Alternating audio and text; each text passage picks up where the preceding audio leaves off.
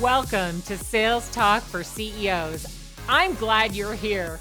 I'll be interviewing CEOs who have successfully scaled their B2B sales organization. In each episode, I'll start by uncovering the sales background of each CEO, dig into the strategies they use to build their sales organization, and wrap it up with what the future holds. We'll cover the good, the bad, and the ugly of scaling a sales organization. I'm your host, Alice Hyman. Welcome. I am so excited today. I know I'm always excited, but I'm super excited because, of course, I just spent 40 minutes talking to Brent off air before I finally hit the record button. But my good friend, Brent Adamson, is here with me today. We're going to talk about value, but I want to tell you a little bit about Brent. And if you know that he was with CEB, of course, a while back and moved to Gartner, where he was a distinguished analyst. And he's laughing because I said to him earlier, hey, is that like president? Like once you're president, you're always president. So I always get to call you a distinguished analyst. But anyway, today he is with a company called Ecosystems, and I'm going to let him tell you what Ecosystems does, but he's the global head of research and communities there. So he's still out there, talking about good things with everybody and bringing the sales community together, but also helping ecosystems grow. So welcome to the show, Brent.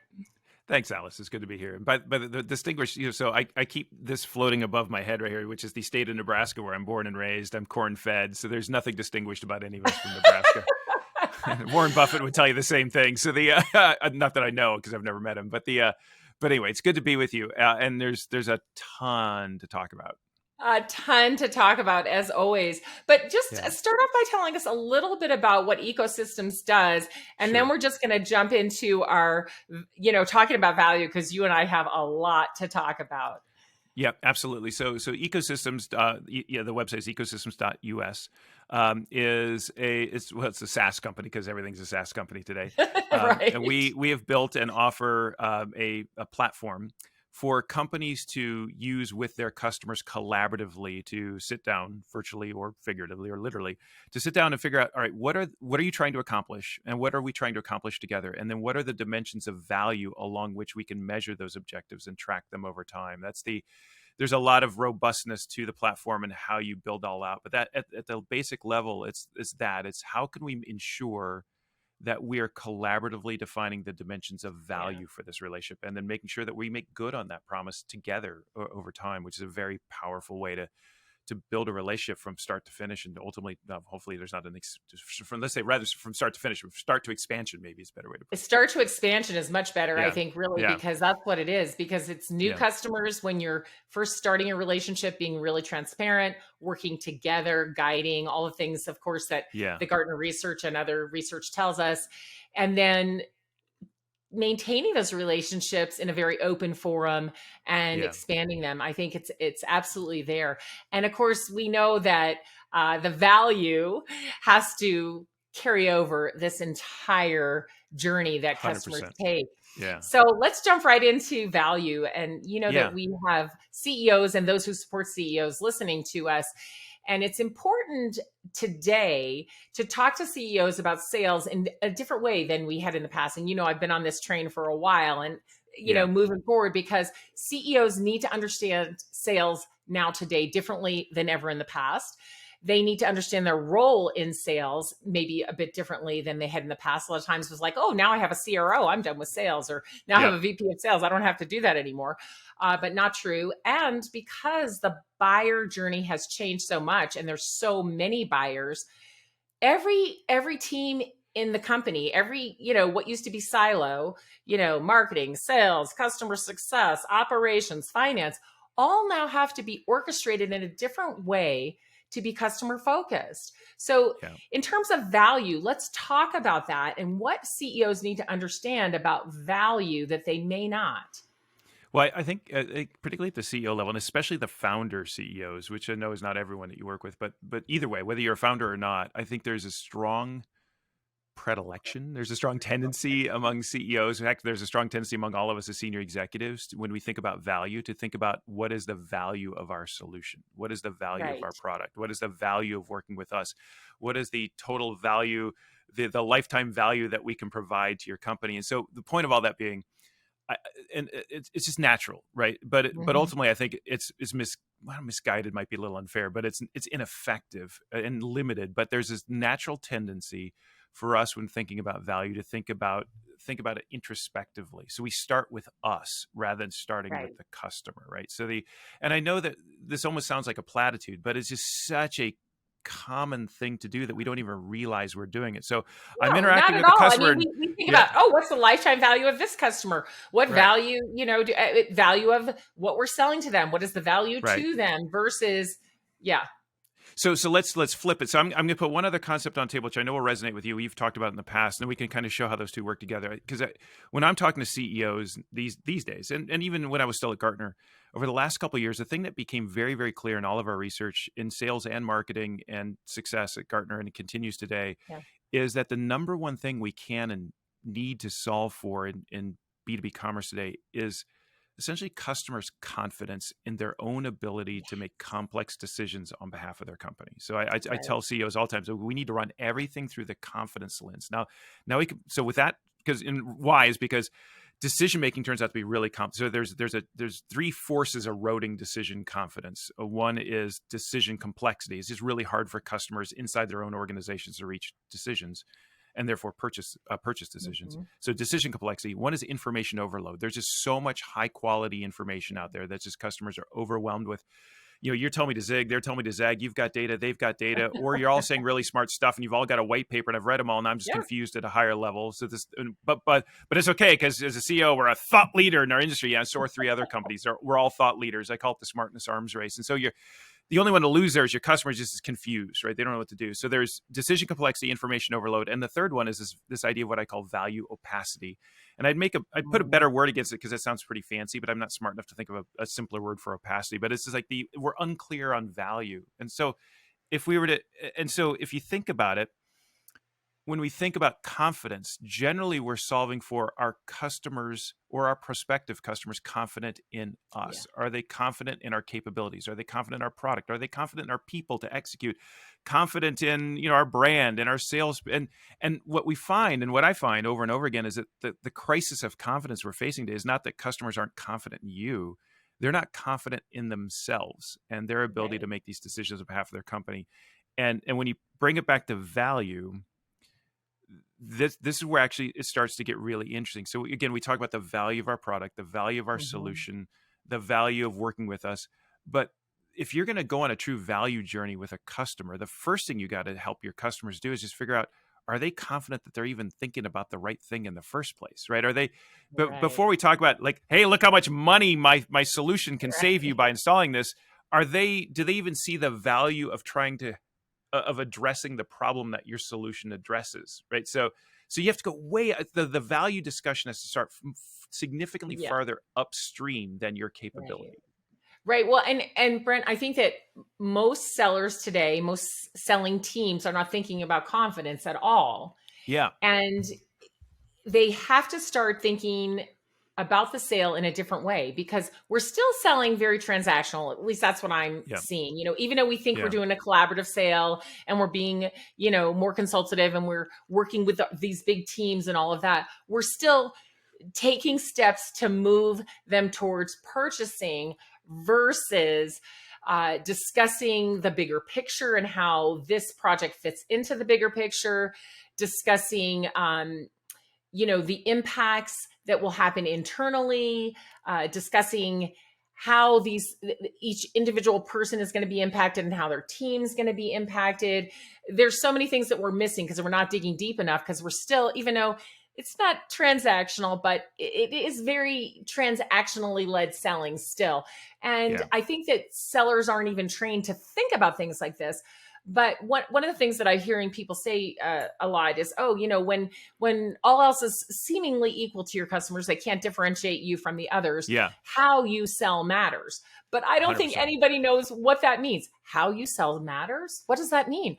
But this notion of confidence is what part of the how you sell, because Yeah. I bring value to you, Brent, when you are confused about the way to buy and what to buy, and you have no confidence in your own team's decision making and other things around that. When I can bring some of that to you, I'm bringing value to you when I have confidence in mind and 100%. helping you gain confidence. Let me put a name against it and get your reaction. It Yeah. sounds actually, that's, for all the times we talked, I don't know that you've heard this particular riff. This is something I've been thinking about in the last couple of months. Is so for those who read it, the Challenger sale, the Challenger customer is largely that body of work that we built starting, believe it or not, 12 years ago.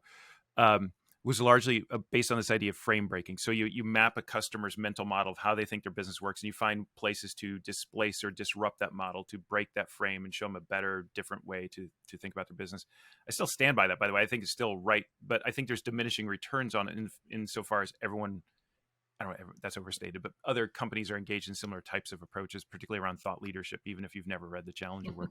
Right. So here's where I'm landing. So you take that, so that sort of diminishing window of opportunity to differentiate on your ability to be frame breaking, and then you take this confidence, this crisis of confidence.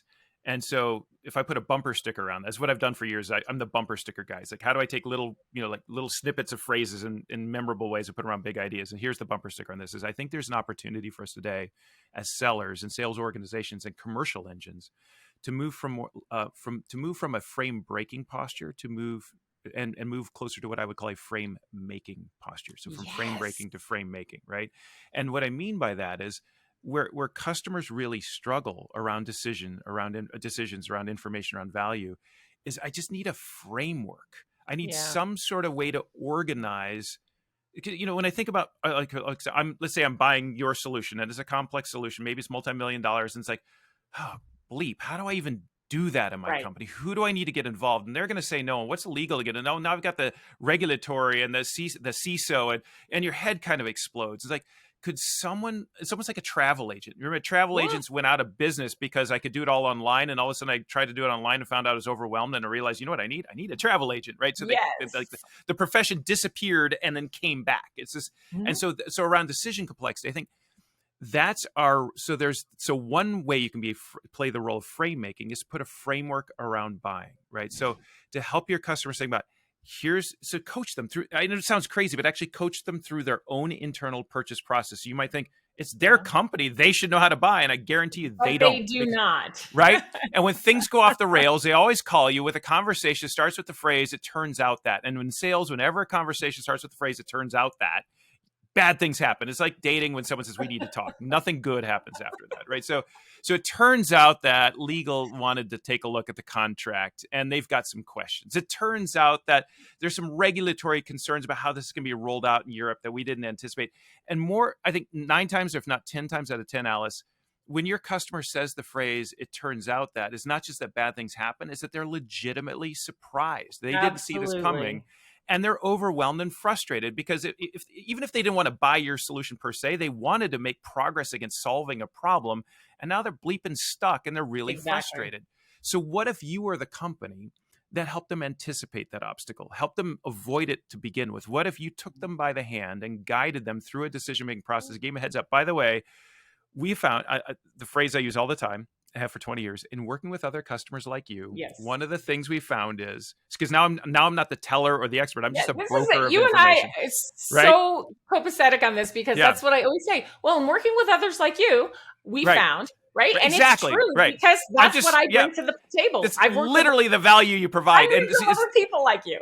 This is what you and I do for a living and have done for decades, but that's what a seller can do too. The value that you as a seller bring to the table is your ability to be a broker of information, a broker of advice. In working with other customers like you, we have found that legal usually is going to want to get involved. And by the way, they always get involved late and they blow everything up. It's going to drive you nuts. I would suggest we pull them in early. And when you do, they're going to have these 3 questions. Here's how to answer them. So that's putting a framework around buying. At Gartner, we call this buyer enablement. And the more I think about it, the more I think it fits into this broader picture of frame making. We can do the same thing for information. So this is the article I wrote for with colleagues. That sounded self-serving. Sorry, but while at Gartner, we put an article in HBR called Sense Making for Sales.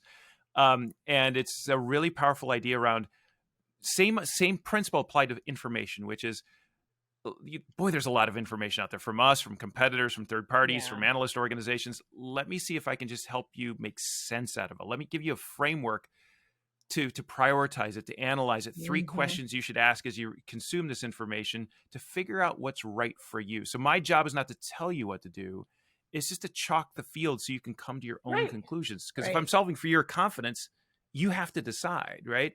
And then Right. finally, so that's a framework around information. And I know I'm going on a bit, but bear with, because there's one more, is this framework around value, which Yeah. is, and that's where I live now. That's what ecosystems does. Like, let's see if we can, in our case, through software, put a framework around, okay, what are you trying to do? Why is that valuable? By the way, do your three colleagues agree with you that that's what they're trying to do? Let's get alignment around the 2 to 3 Yes. outcomes you're trying to achieve.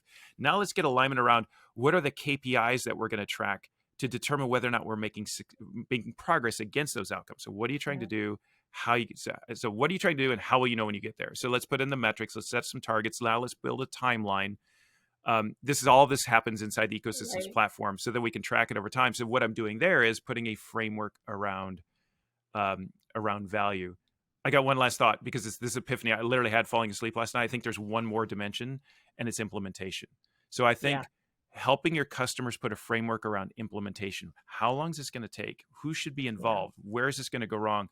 So those are 4 different examples: framework around a framework for decision making, a framework for information, a framework for value, and a framework for implementation. That to me, and now from a CEO's perspective, you think, well, gosh, my reps need to do that. I would say, gosh, your website needs to do that. Gosh, your success teams need to do that. Heck, yes, your salespeople need to. Like, this is team sport. How can we collectively as a company, from Yes. top of funnel to expansion opportunity, whoever those titles are, whatever functions we call them, how can we play the role of frame maker to our customers to solve for their confidence and their ability to make bigger decisions on behalf of their company? That's Yeah. my spiel. What do you think? I like it. It's right Yeah. on, and I think it really encapsulates my thinking in a different way, because these are things that I've always done, but I love Yeah. how clearly you stated it, and I think that's going to be helpful to everyone. And I know that in organizations that are trying to move forward as sellers and be more modern sellers, or whatever you want to call them, Yeah. and really understand how people buy, we need the CEO to orchestrate across, Yeah. again, if we're going Yeah. to build these frameworks, it's not the lone seller going out. It's not even your seller and their SE and one customer success person. It's everybody in your organization understanding how to build frameworks for your customers, from, like you said, top of funnel to, expansion, so Yeah. that they can play the role they play best. Sellers Right. play a specific role, and it's an important role, but our buyers need lots of other people involved to help them. For example, you said implementation. And I think when we have a more transactional view of the sale, we sort of forget about implementations. Like, I'm just trying to get to the point where we close, right? And then it's Right. sort of And your problem. then it's How you not my implement, problem, right? It's either your right? problem or it's my other team's problem. I hand that off. I Yeah, give it to someone else, and I go to Cancun on the president's trip, right, and I'm good, right? And then the thing right. crashes and burns 6 months to a year later because we didn't have our derriere covered on this, right? And we understand Yeah. now more, and that's why we've built Yeah. customer success. We understand that we do need to onboard, and Right. we do need to get user adoption, and we do need, Yeah. like, come renewal time, oh, they haven't used it for 6 months. Whose fault is that? Not theirs. It's Exactly. yours that Well, you and know. in So fact, not only have we come to understand it, I think more importantly, our customers have come to understand it, because they have absolutely. wiped out on this 3 or 4 times. And it's like one of these fool me once, shame on me. No, the other way around. Fool me once, shame on you. Fool me twice, shame on me. And That's it's right. like, I'm not doing this again. Like, so, but what that does is it creates all this reluctance. Like, oh, we tried this thing last year with the CRM system Yeah, or yeah, whatever, and it was a disaster. So, and so in many ways, all of us today collectively are paying for the sins of our forefathers on the yes, crappy 100%. implementation, because our customers have been there, got burned, not doing it again. And now they're Right. incredibly reluctant. They lack confidence in themselves. And so this becomes an interesting conversation around, how can I provide implementation guidance as part of the sales process, for example, Up right? front, like in Yeah, the beginning. Don't wait so 100%. long, because Yeah, again, it's a framework, right? So what you're saying is, hey, let's consider all these things before you buy. And yeah, myself, I've been in this trap where I really wanted to buy this thing. I yeah, set aside the budget, I go and buy it for my company, and then we don't have time to implement it properly. yeah. And so it was a waste of money, even though I really, really, really wanted to So do it. And imagine if that sales rep or even on their website. Again, I'm agnostic to channel. You could have self-read this. You could have learned this on your own through information right, on a website. You could right. have learned this through customer testimonials and videos. You could have learned this from a sales rep. But imagine if someone had said to you or shared with you, maybe that's a better way to put it. Hey, Alice, I got to tell you, we sell this thing a lot. And here's what's going to happen next, and you're Yes, gonna hate us, you're gonna hate yourself, and you're yes. not gonna get the value out of it. So here's the 3 signs to watch for to know that this is so, whatever comes next. But there's just like a heads up, like Yeah. this is that would have been so helpful. And then, by the way, solution to it. So here's how you avoid falling into that trap, Alice. So when you buy this thing, you're all going to get really, really busy, and I totally get it. So here's how we're going to help you, or at least here's the guidance I would give you. Something so when it happens, you know how to identify it. Say, oh, that's what Brent was talking about. Yeah, we got to watch for this. He gave me the advice. I know what to do now, because here's what happens. Otherwise, you sit there, and I don't know if this happened to you, but it's like you just get frustrated and you kind of hate yourself. And then when you hate yourself, you hate the rep because the rep is Yeah, involved in making you hate yourself. right. And then you just sit there and think, this is why we can't have nice things. You know what I mean? And it's just Exactly. Exactly. and notice everything we're talking about here isn't about selling and buying. It's about humanity. It's like Humans. That's right. That's I- exactly what it is. And, I yeah, think with the implementation piece, sometimes sellers should slow down and say, you know what? You wanted to get this up and running by this date, but you're telling me you also have a new ERP system coming in, and you also yeah, have this going on, and you're hiring 30 salespeople. And so, 100%. like, it's my job as the seller, and the seller as orchestrator, right? Because I have a whole Yeah, team to say, it doesn't sound like you will actually be able to implement this in the fullest exactly. way that you want to, based on all these other things you've told us. Maybe the timeline should look more like this, but I Yep. wouldn't even know that as a seller, Exactly right. That's right? exactly If I now, hadn't yeah. dug in differently. Yeah. That's right. So this is why, and again, I got to be totally honest with you. It's almost embarrassing. This capability actually exists in the ecosystems platform. What I'm embarrassed with is I didn't fully appreciate or understand or know that until I got here. But so because imagine how I tie that to value, right? So we've put our 2 frameworks together around value and implementation, which is to say, based on working with other customers like you, we found I know you want to implement this in 6 months and you want to do it across 4 silos. It's like, that's probably not. Here is a Not timeline. gonna, right. Probably not going to So, happen. so let's build out the project plan. All this can be done in our software. It's super cool. But there's other, obviously, you can spreadsheet it. You can do it on a whiteboard. Do it on a napkin. I don't care, but do it, right? Which is, here's how this is probably going to unfold. And then Right. here's the incremental steps in value that you should be watching for along Yes. the way, right? So that I can break out I can atomize value and I can atomize implementation and make it feel doable, and also make it feel like I'm making progress as I go. And then from the Yes. supplier perspective, it allows me to track where we are, right? So now I can give you a call and say, Alice, remember we built out that project plan. We're 2 months in. This is where we should be. This is the value you should be receiving. Yeah. I noticed our dashboard's lit up yellow over here. Let's have a talk because I want to make sure we get you back on track because I really want this to work for you. So, and by the way, you don't have to talk to me. You can see your own dashboard. It's like, it's blinking yellow. It's like, oh, right, Brent and I talked about this. Here he is. We're right where he said we were going to be. I'm blinking yellow. Okay, I got to get after this, right? But it's just like, I'm going to get really deep here for a second, and no one cares about this stuff, but we all do at the same time, which is like, we just all feel so darn alone. Do you know what I mean? Oh, yeah. It's like I'm just alone in trying to figure this out. I'm alone in trying, and it's like my neck's on the line for the implementation. I don't really know what I'm doing. We're alone as a company, or I'm alone as a stakeholder. And I think Yeah. that's I'm what we can alone. solve I for, don't know what to do. My plate is right? really full. Right. My It's like, credibility ugh. shot. I'm embarrassed. I'm going to bed at Right. night thinking I'm gonna get fired. I mean, like these are. I don't want to over dramatize it, but this is No, this but is it's reality real. right. This is humanity. This is where, it's like I was talking to Matt Dixon, my co-author and good friend, the other day, and he's got a new book coming out. By the way, it's really funny when Matt writes a new book. Everyone assumes I wrote a new book. I'm not part of that book. It's called The Jolt Effect, but it's all about these very themes we're talking Wow. about. Yeah. Yeah, it'll be worth checking out. But we were talking about the economy and how the economy makes all this worse. But I said, and he and I agree on this, but it's like the way I kind of phrased it in my head is, it's not that customers struggle to decide. It's not that today's customers struggle to decide because of the economy. I think today's customers struggle to decide because of their humanity. Yeah. Right. That's the thing. And so what here's the opportunity for us as CEOs and everyone below CEO is we tend to ask the question, how do we get them to buy? And when you think about the value of our solution and and all the things and our differentiators, and all, we're Well, really in the old, answering hey, what's the CEO saying to these guys? What's it going to take to get them to close this deal? exactly right, 100%. And it can get even crasser than that, like Right. steak knives, and these are the good leads, and all the Glenn Ross stuff, right? But fundamentally, whether it sounds that crass or not, it's what we're solving for is how do we get them to buy. And I would encourage everyone to replace that question with, rather than how do we get them to buy, it's how do we help them decide. Right. That's 100%. That's a posture, right? Because that's our biggest competitor today. It's not status quo. It's not the competition. It's customers' inability to confidently make decisions. So how do we help them decide?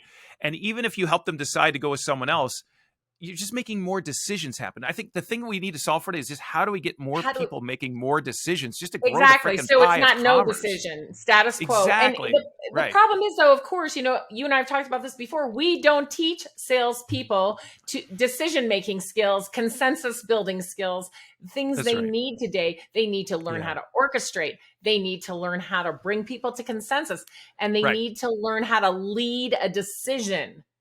Well, think about all the things. So this goes, not to beat the drum, but these are very human dynamics we're talking about, right? Right. And think about how we train sales reps. We don't train sales reps on psychology or human biases or humanity. We train them on process and activities, right? It's like this is here's on methodology, and like here's the flow, and do this step, then follow with this step, and then do it this number of times per week to ensure that you get this amount into the funnel that converts at this rate. And we lose. And what's funny enough is, in doing all that kind of training, we're probably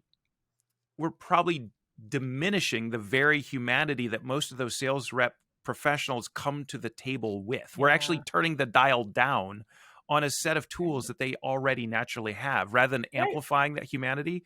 We're masking it. I'm just making this up as I go, but that sounds right to me. Do you buy that? That's just kind of hit me. I do buy it. I do buy it, and I feel like, sales process is great. I love sales process on the one hand. You've got to have visibility. You've got to have a pipeline. You got to have visibility in the pipeline. You got to be able to report a number to the street or your shareholders, right? Yeah, not teaching salespeople.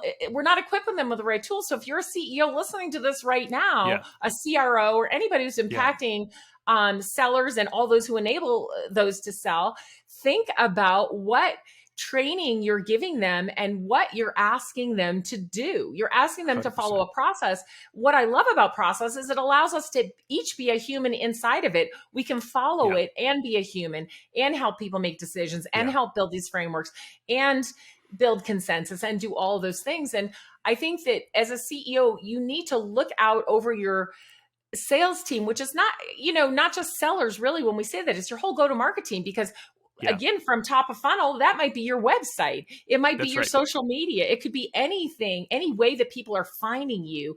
And you have to start thinking, how are we helping these people from the first moment they see us to start making a decision to solve their problem? And, back in the old days, before we had any of these tools or even the internet, when I was selling, dark ages, had to, work by candlelight.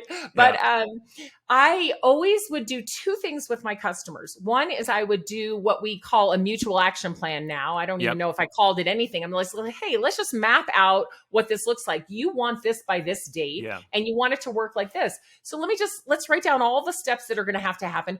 What you guys are going to have to do, what we're going to do, and when it should be done by in order for you to have implementation on this date, right? So I just map that all out with them on a simple spreadsheet or a piece of paper, because I didn't have a Word document back then.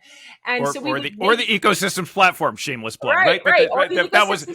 Sorry, that was a straight up shameless plug. But by the way, I apologize for that. But and before you even do that, it's like there's a step before that, which I know you're on board with, which is, do we even all agree that this is a problem we're solving, and this is the right way to, before we map out the journey, can we all agree that this journey is even the right journey to begin with, right? But it's all part of what you're saying, right? Well, on that note, I'll just remind you of something I've probably told you before. Bob Miller my dad's partner, Miller Hyman, in case anybody didn't know. What a great guy. I never had the pleasure of meeting your dad, but I did meet Bob, and Bob was a character. He was so awesome. Such a character. And he used to say, Mr. Customer, I have a solution to a problem that neither you nor I completely understand.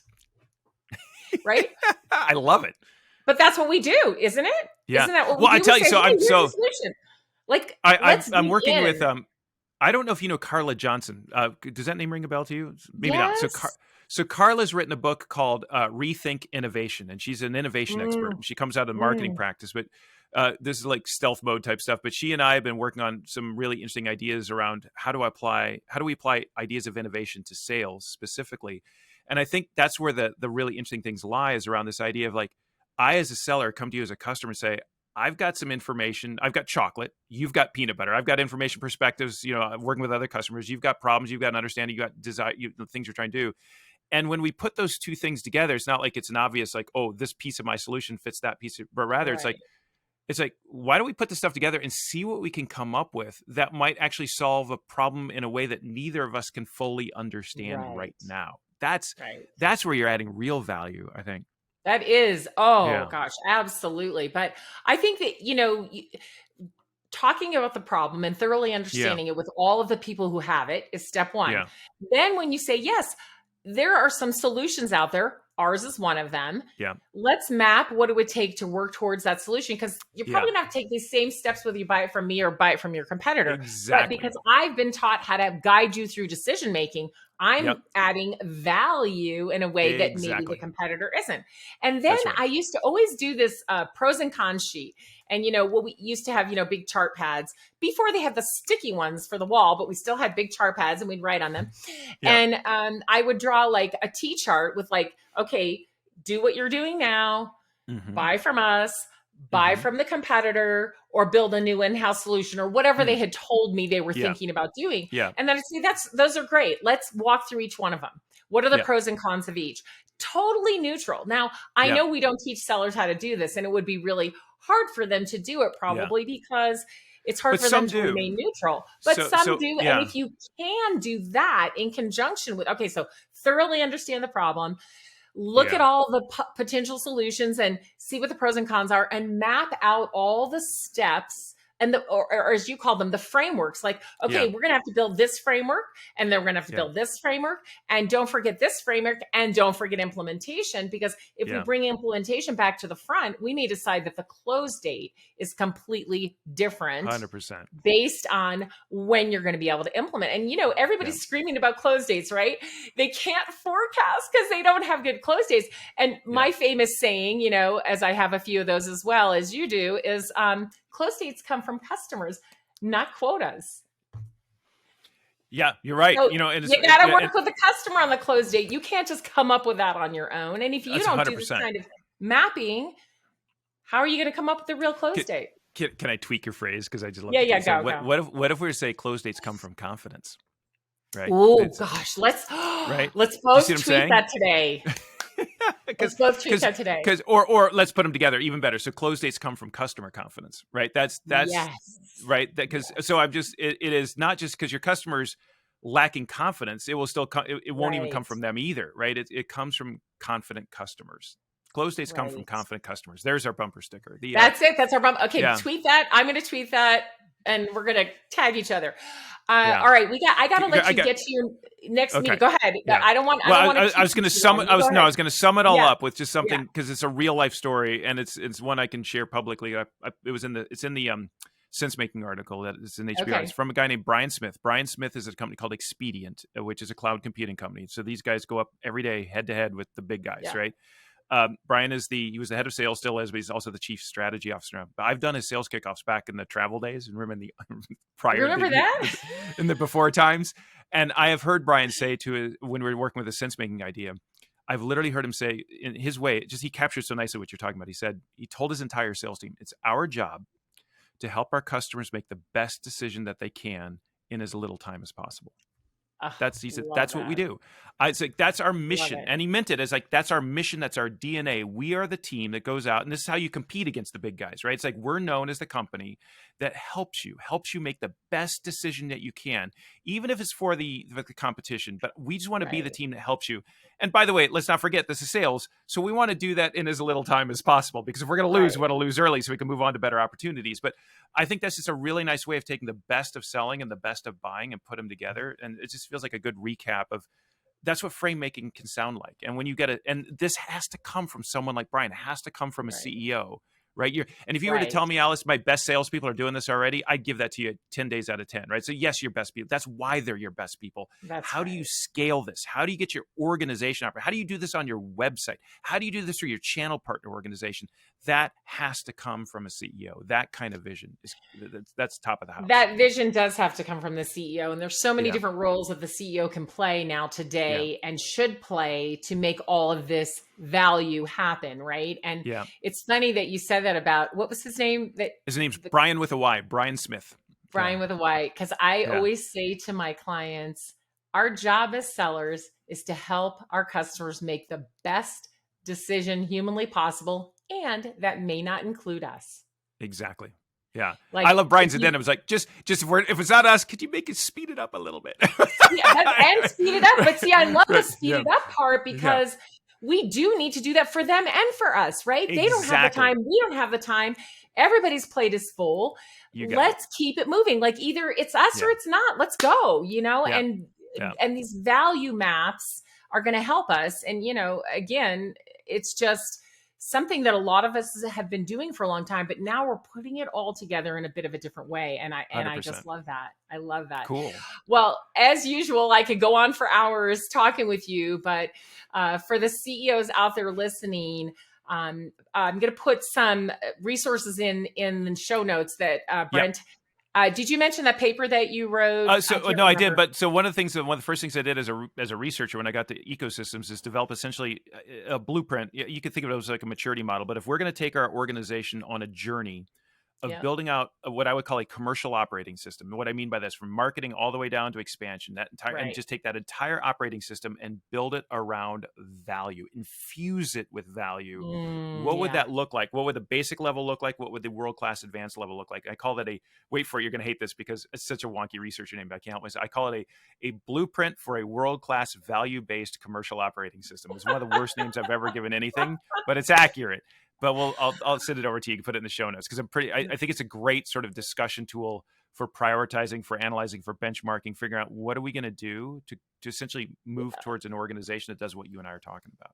Yeah. So follow Brent on LinkedIn because he's posting a lot of this stuff all the time. And then you'll see he and I having conversations there as well about things that are interesting to both of us. But thanks for sharing today so freely.